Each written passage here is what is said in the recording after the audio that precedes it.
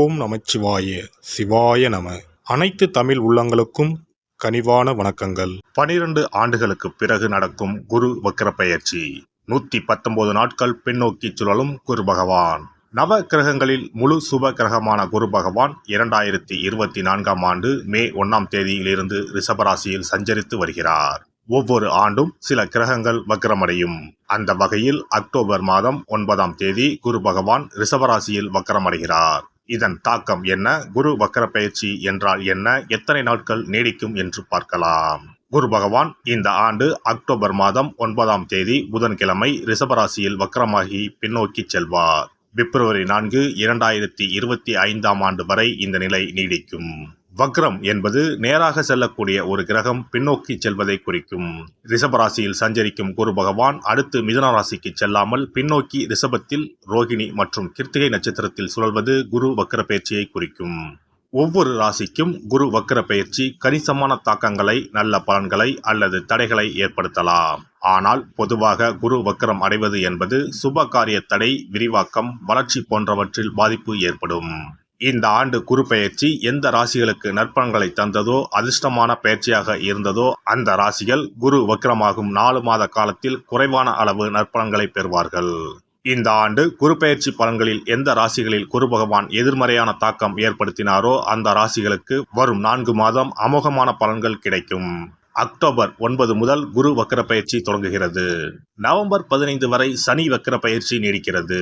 கிட்டத்தட்ட 40 நாட்கள் 2 முக்கியமான கிரகங்கள் வக்கிரமாக சஞ்சரிக்கிறது. இது ஒரு சில ராசிகளுக்கு அபரிமிதமான நற்பலன்களை, அதிர்ஷ்டத்தை வாரி வழங்கும். பொதுவாக குரு பகவான் இருக்கும் இடத்தை விட பார்க்கும் இடங்கள் சுப பலன்களை பெறும். குரு பகவான் ரிஷபராசியில் இருந்து 5ஆம் பார்வையாக கன்னி ராசியையும், 7ஆம் பார்வையாக விருச்சிக ராசியையும், 9ஆம் பார்வையாக மகர ராசியையும் பார்க்கிறார். வக்ரமடைந்த குரு பார்வையால் சில ராசிக்காரர்கள் ராஜாதி ராஜ யோகம் பெறப்போகின்றனர்.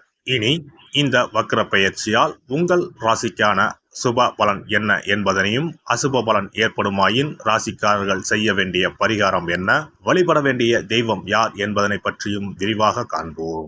உங்கள் வாழ்வில் வளமும் நலமும் செல்வ செழிப்பும் பெற்று வாழ்வில் உயரிய நிலையை அடைய எல்லாம் வல்ல எம்பெருமானை வேண்டி விரும்பி கேட்டுக்கொள்கிறேன். மிதுன ராசி அன்பர்களே, இந்த காலகட்டத்தில் உடல் ஆரோக்கியத்தில் கூடுதல் கவனம் எடுத்துக்கொள்ள வேண்டியிருக்கும். சின்ன சின்ன உடல் உபாதைகள் உங்களை பெரிய அளவில் பயமுறுத்தி பார்க்கும். அந்நிலையில் குலதெய்வ வழிபாடு உங்களுக்கு ஆறுதல் தரும். மற்றபடி செலவுகள் அதிகரித்து காணப்படும். கையிருப்பு கூட பெருமளவில் குறைய இடம் உண்டு. அதனால் முடிந்த வரையில் சிக்கனமாக இருந்து கொள்ளுங்கள். சிலருக்கு வீடு வாகனம் தொடர்பாக செலவுகள் ஏற்பட வாய்ப்புண்டு. சிலருக்கு வீடு வாகனம் தொடர்பாக புதிய கடன்கள் ஏற்படவும் வாய்ப்புண்டு. இந்த காலகட்டத்தில் கடன் வாங்கினால் அதனை அடைப்பது மிகவும் கடினம். மொத்தத்தில் பொருளாதாரம் சற்று ஏற்ற இறக்கமாகத்தான் இருக்கும். எனினும் நீங்கள் அதனை சமாளித்து விடுவீர்கள். உத்தியோகத்தை பொறுத்தவரையில் சின்ன சின்ன விஷயங்களில் கூட மேல் அதிகாரிகளை அதிகம் அனுசரித்து செல்ல வேண்டியிருக்கும். அலைச்சல் சற்று அதிகமாகத்தான் இருக்கும். சிலரை தேடி புதிய பொறுப்புகள் வரலாம். உத்தியோகத்தில் எதிர்பார்த்த சலுகைகள், பதவி உயர்வு கிடைக்க சற்று தாமதம் ஆகலாம். ஒருவேளை உத்தியோகத்தில் நல்ல திருப்பங்கள் வேண்டும் என்று நினைத்தால் மஞ்சள் வாசனை மலர் கொண்டு நெய் தீபம் ஏற்றி குலதெய்வத்தை குறிப்பாக வியாழக்கிழமைகளில் வழிபட்டு வாருங்கள். அதே போல தொழில் அல்லது வியாபாரத்தில் எண்ணற்ற தடைகளை தாண்டிதான் நீங்கள் முன்னேற வேண்டியிருக்கும். தொழில் வியாபாரத்தில் உள்ள போட்டி பொறாமைகளை தவிர்க்க முடியாது. வாடிக்கையாளர்களை திருப்திப்படுத்துவதற்குள் போதும் போதும் என்று ஆகிவிடும். எனினும் என்ன டென்ஷன் இருந்தாலும் கூட வாடிக்கையாளர்களிடம் கோபத்தை காட்ட வேண்டாம். சிலர் புதிய சலுகைகளை அறிவித்து வாடிக்கையாளர்களை தக்க வைத்துக் கொள்ள நேரிடும். இதனால் லாபங்கள் குறைய வாய்ப்புண்டு. தொழில் வியாபாரத்தில் பெரிய முதலீடுகளை நன்கு யோசித்து செய்யவும். கொடுக்கல் வாங்கல் போன்ற விஷயங்களில் கூட கூடுதல் கவனத்துடன் இருந்து கொள்வது நல்லது. அரசியல்வாதிகள் தங்கள் கையிருப்பை கொடுத்து கட்சிக்காக உழைக்க வேண்டியிருக்கும். சிலர் அரசியலில் இருந்தே விலகிவிடலாமா என்று கூட யோசிக்க தோன்றும். அரசியலில் நேற்று வந்தவர்களுக்கு கூட அதிகார பதவிகள் கொடுக்கப்படலாம். இதனால் மனம் சோர்ந்து போக இடம் உண்டு. முடிந்த வரையில் தலைமையிடம் கோபத்தை காட்ட வேண்டாம். விவசாயிகள் எதிர்பார்க்கும் மகசூலை பெற அதிகம் போராட வேண்டியிருக்கும். களைகள், பூச்சிகள் மூலம் அதிக தொந்தரவு ஏற்படாமல் இருக்க குலதெய்வத்தை வணங்கி வேலையை துவங்குவது நல்லது. கலைஞர்கள் ஏற்ற வாய்ப்பு கிடைக்கும் வரையில் காத்திருக்காமல் அப்போதைக்கு கிடைக்கும் வாய்ப்பை பயன்படுத்தி முன்னேற பாருங்கள். எனினும் இக்காலகட்டத்தில் எண்ணற்ற போட்டி பொறாமைகளை சந்திக்க வேண்டியிருக்கும். எதிலும் பொறுமையை கடைபிடிப்பது நல்லது. பெண்கள் தங்க நகைகளை அடகு வைக்காமல் இருக்க செலவுகளை குறைத்துக் கொள்ள பாருங்கள். தங்கம் கையை விட்டு போகாமல் பார்த்துக் கொள்ளுங்கள். வசதியான பெண்கள் கூட ஆபரணங்களை வாங்கும் சமயத்தில் கூடுதல் கவனத்துடன் இருந்து கொள்ளுங்கள். தங்கம் திருடு போகாமல் எல்லா வழிகளிலும் பார்த்துக் கொள்ளுங்கள். சுபகாரிய பேச்சுவார்த்தைகள் சற்று தாமதமாகலாம். மனம் போல மாங்கல்யம் அமைய அம்பாளை அதிகம் வழிபட்டு வாருங்கள். மாணவ மாணவியர் கூடுதல் முயற்சிகள் எடுத்து படிக்க வேண்டிய காலகட்டம் இதுவாகும். ஞாபக மறதி போன்ற பிரச்சனைகள் வராமல் இருக்க அதிகாலையில் எழுந்து படிப்பது நல்லது. நட்புகளை இனம் கண்டு தேர்வு செய்யுங்கள். வண்டி வாகனங்களில் வித்தைகள் செய்வது நல்லதல்ல. குறிப்பாக தாயாரின் உடல்நிலையில் கூடுதல் கவனம் எடுத்துக்கொள்வது நல்லது. மற்றபடி சிலருக்கு தாய்வழி உறவுகள் வழியில் சின்ன சின்ன சங்கடங்கள் தோன்றி மறையலாம். பெரும்பாலான கிரகங்கள் சாதகம் இல்லாத காலம் என்பதால் நிறைய இறைவனை வழிபடுங்கள். பொறுமையை அதிகம் கடைபிடியுங்கள். நல்லதே உங்களுக்கு நடக்கட்டும். ஒரு முறையாவது குலதெய்வத்தையும் இஷ்ட தெய்வத்தையும் ஒரே நாளில் சென்று வழிபட்டு வாருங்கள். நல்லதே நடக்கும். சிறப்பு தொகுப்பு. இனி வரவே வராது என நினைத்த பணம் திரும்பி வருவதற்கு இதை மட்டும் செய்தால் போதும். நாம் கஷ்டப்பட்டு சேர்த்த அல்லது சம்பாதித்த பணத்தை யாரையாவது நம்பியோ அல்லது அவர்களுக்கு உதவி செய்வதற்காகவோ கொடுத்து ஏமாந்து இருக்கலாம். அப்படி இழந்த பணத்தை திரும்ப இனி வரவே வராது என நினைத்த பணத்தை கூட சில எளிய தாந்திரீக பரிகாரங்களை முறையாக செய்தால் திரும்ப பெற முடியும். இழந்த சொத்து, இழந்த பணம் மற்றும் நகை ஆகியவற்றை திரும்ப வீடு தேடி வர வைப்பதற்கான எளிய பரிகார முறைகள் பற்றி இங்கே தெரிந்து கொள்வோம். இந்த 2 முறைகளில் எந்த முறை நமக்கு எளிமையானதோ அதை செய்து பயன்பெறலாம்.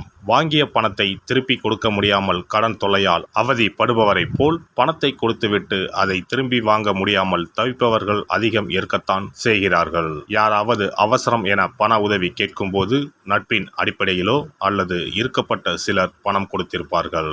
ஆனால் பணம் வாங்கிய நபரோ அந்த பணத்தை திருப்பி தராமல் இழுத்தடிக்கலாம். பணம் தர வேண்டிய நபருக்கு சூழ்நிலை காரணமாக பணம் வராமல் உங்களுக்கு திருப்பி தர முடியாமல் இருக்கலாம். அல்லது அந்த நபர் பணத்தை திருப்பி தரும் எண்ணமே இல்லாமல் இருக்கலாம். நீங்களும் பல முறை பணத்தை கேட்டு சலித்துவிட்டு இனி அந்த பணம் நமக்கு வரவே வராது என நினைத்து பணத்தை திருப்பி வாங்குவதற்கான முயற்சியை கூட கைவிட்டிருக்கலாம். இப்படி கொடுத்த பணம் திரும்பி வரவே வராது என நினைத்த பணத்தை உங்களிடம் பணம் வாங்கிய நபரே மனம் மாறி அவராக வந்து உங்களிடம் திருப்பி தருவதற்கு சில எளிய முறைகளை வீட்டிலேயே செய்தால் போதும். பரிகாரம் 1. கற்பூரம் ஒன்றை ஏற்றி அது எரியும் சுடரின் மீது இரும்பு கலந்த ஏதாவது ஒரு தட்டினை காட்ட வேண்டும். இப்படி காட்டும்போது அந்த தட்டில் கரி படலம் ஒன்று உருவாகும்.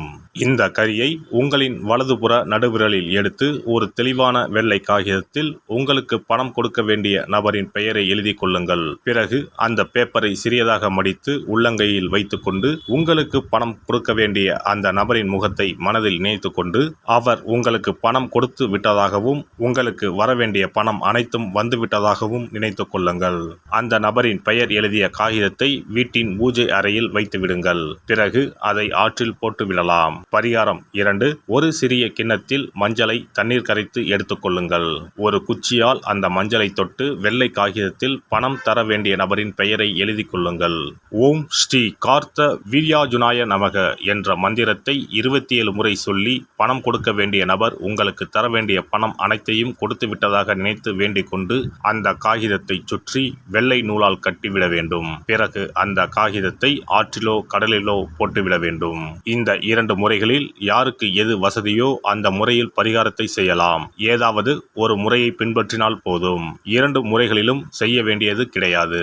இந்த பரிகாரத்தை தெற்கு நோக்கி அமர்ந்து செய்ய வேண்டும். இந்த பரிகாரத்தை நம்பிக்கையுடன் தொடர்ந்து செய்து வந்தால் கண்டிப்பாக வராது என நினைத்த பணம் விரைவில் உங்களின் வீடு தேடி வரும். எல்லாம் வல்ல இறையருளால் நீங்களும் உங்கள் அன்பு குடும்பமும் உடல் நலம், நீலாயுள், நிறை செல்வம், உயர் புகழ், மெய்ஞானம் ஓங்கி வாழ்க வளமுடன். இந்த வீடியோ பதிவு உங்களுக்கு பிடித்திருந்தால் லைக் பண்ணுங்க, கமெண்ட் பண்ணுங்க, ஷேர் பண்ணுங்க, மறக்காம சப்ஸ்கிரைப் பண்ணுங்க, பக்கத்துல இருக்கிற பெல் பட்டனை கிளிக் பண்ணுங்க. நன்றி, வணக்கம். ஓம் நமச்சிவாய. சிவாய நம.